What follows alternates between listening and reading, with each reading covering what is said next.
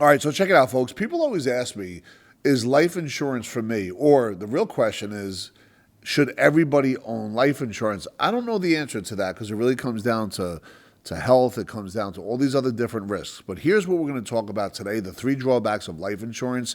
Is this the right strategy for you? Because I want to dig deeper and deeper into how to use it as a Swiss Army knife, how to use it as an estate planning tool possibly, but most importantly, how to use it as a turbocharger to all the other assets that you have. So stay tuned. There's going to be a bonus at the end.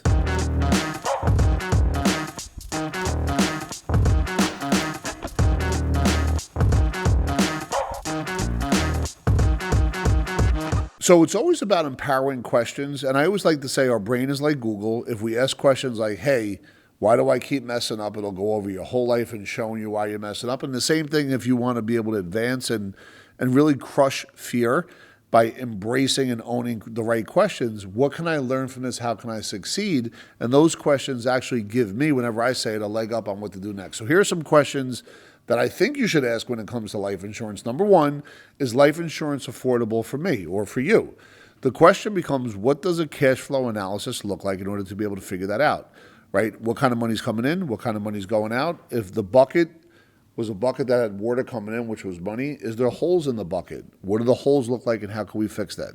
And then the other question is, well, isn't certain insurance expensive? Now, my answer is going to be, you must be talking about term insurance. And everyone's going to say, wait a minute, what do you mean? Term insurance is inexpensive. It is until it expires, and then to keep it, it becomes even more expensive. And last but not least, what are the risks? Well, the risk is not having the right insurance. The risk to me is not having insurance that never dies, because if you have term insurance, eventually the term runs up and you don't have it anymore. So you want to be able to get insurance that never dies until the day you shuffle off this mortal coil.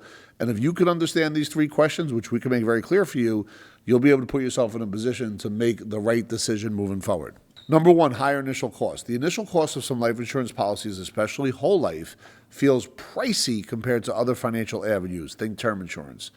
You're essentially transferring cash from one pocket to another. You're paying more now to get benefits that'll pay out over the long run.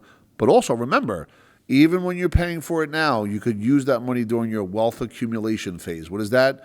Basically between age 25 and 65. You don't have to put the money in jail where you can't access it.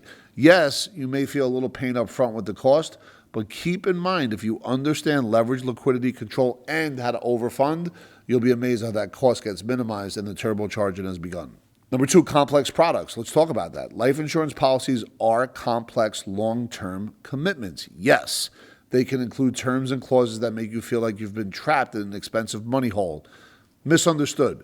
Understanding the subtle difference between policies is essential, which is why you need an expert that could sit down and take you through every single part of what you can and cannot do from beginning to end. Now remember, understand each product. Understand term, understand whole life, understand index universal life. Because if you understand all three, you could ask yourself a better question to come up with a better decision.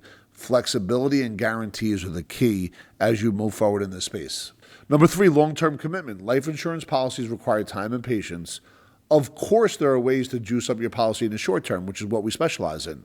Overfund it right in the beginning and you can sustain itself for decades, but the optimal results will take time. So let's talk about what it looks like over long-term and short-term. When I say short-term, and I mean like if you're paying $1,000 a month in a traditional policy and you do that for 20, 30 years, that's long-term, that competes with the IRA and a 401k. But remember, each year you could overfund it. So let's say year one, you're doing $1,000 a month and you're dumping $100,000 2 weeks later after the first payment. You could access 85 of that 100 within 20 days and put that to work somewhere else for you. That somewhere else could be earning a rate of return from cash flow, mortgage interest write-off, depreciation, if it's in real estate. Or you could buy a business with that that's going to give you revenues. There's so many things you could do outside of the policy by leveraging the cash value in the policy, especially the overfunded piece that you do right away. Stay tuned for more because we want to be able to share with you how you could do this personally. It'll take more time, but at the end, we'll share the bonus strategy. Another word of caution, if you're financially wobbling, trying to balance high interest debts or living paycheck to paycheck, then hold off and prioritize. Put out those immediate fires before turning up the heat with life insurance. So check this, folks. Get on an automated debt reduction plan, whatever that looks like. If you have credit card debt that's, I don't know, let's say it's $1,000 a month, but you could save $1,500 a month, maybe take half of that $1,500, put that over here, and automatically reduce that debt, but definitely save the other $750 into another bucket. You want to be able to do two at the same time, not one or the other. You don't have to pay it all off before you start putting money away for yourself. You could do two at the same time. Even if it takes a little longer, that cash value that's being built up is in your favor, or that savings account is in your favor for if some other opportunities come your way. So for all you new folks out there staying with us here, thank you so much.